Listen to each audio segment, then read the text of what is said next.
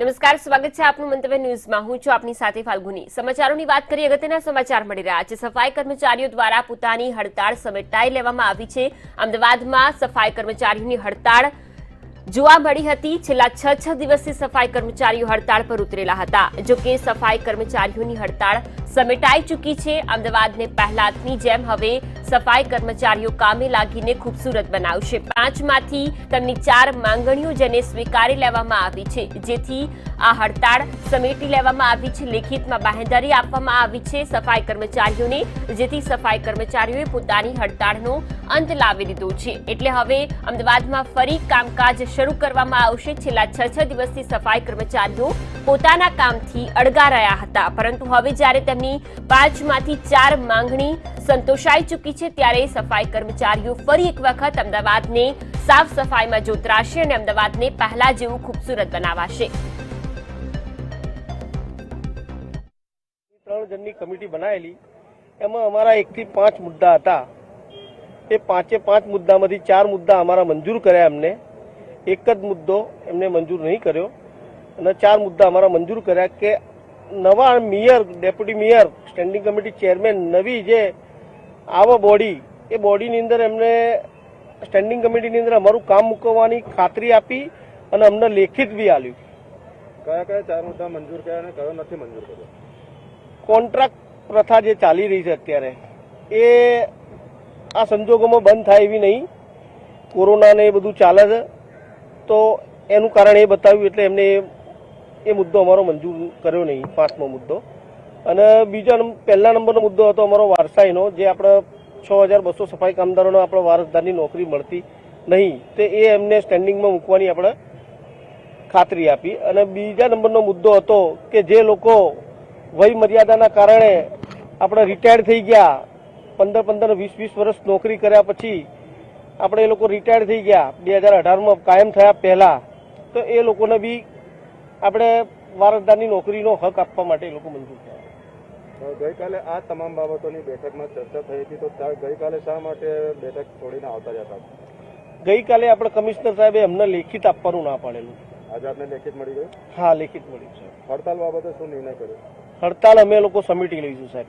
અને શહેરમાં જે સફાઈની જરૂર છે, ક્યારથી કામ શરૂ થશે? કાલ સવારે 7 વાગ્યાથી બી ચાલુ થઈ જશે, આજ નાઇટમાં બી ચાલુ થઈ જશે અને અમદાવાદ શહેર જેવું સુંદર હતું એવું સુંદર થઈ જશે।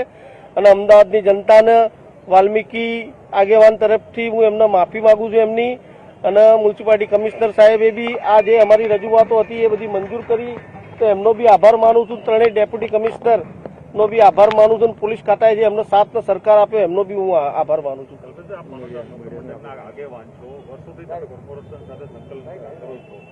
આખી વાત નીતિ દિશા કરી તેમ છતાં પણ તમે તમારી માંગ અમદાવાદની અંદર છેલ્લા 6 દિવસથી સફાઈ કર્મચારીઓ હડતાળ પર હતા। તેમની વિવિધ માંગણીઓ હતી।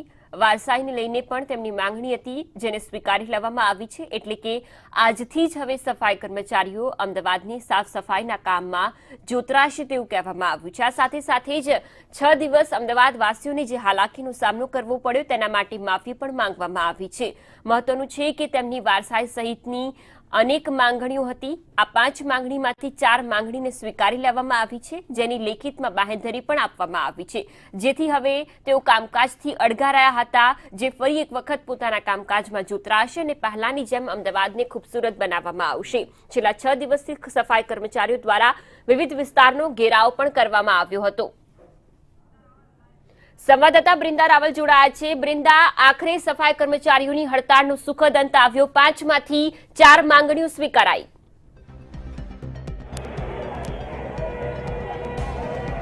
ચોક્કસથી ફાલ્ગુની, છેલ્લા 5 દિવસથી જે તેમની હડતાલ હતી તે આજે સમેટાઈ છે। હડતાલનો અંત આવ્યો છે।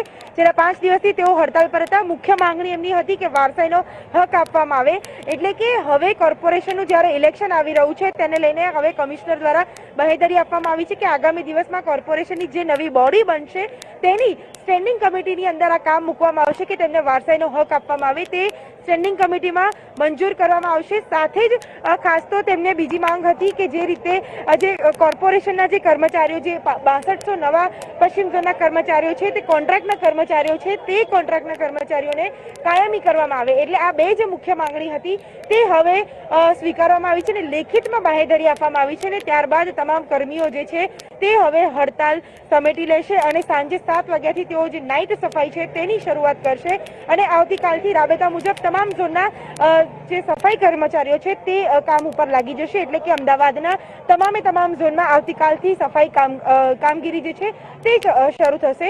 મુખ્યત્વે ખાસ તો વાત કરીએ તો જે રીતે કલ્પેશ મકવાણા કે જે આગેવાન છે સફાઈ કર્મીઓના તેમણે પણ જણાવ્યું હતું કે આગામી દિવસમાં એટલે કે 4 દિવસ 5 દિવસ જે પણ સફાઈ નથી થઈ તેને લઈને તેમણે શહેરીજનોની માફી પણ માંગી. પરંતુ જે રીતે ખાસ તો 7 જેટલા જે ઝોન આવેલા છે તેની સફાઈ જે છે તે આટલા દિવસથી બંધ હતી તે આવતીકાલથી રાબેતા મુજબ શરૂ થશે. જી બિલકુલ બૃંદા, જોડાયેલા રહેજો. આ તરફ અન્ય એક અગત્યના સમાચાર મળી રહ્યા છે.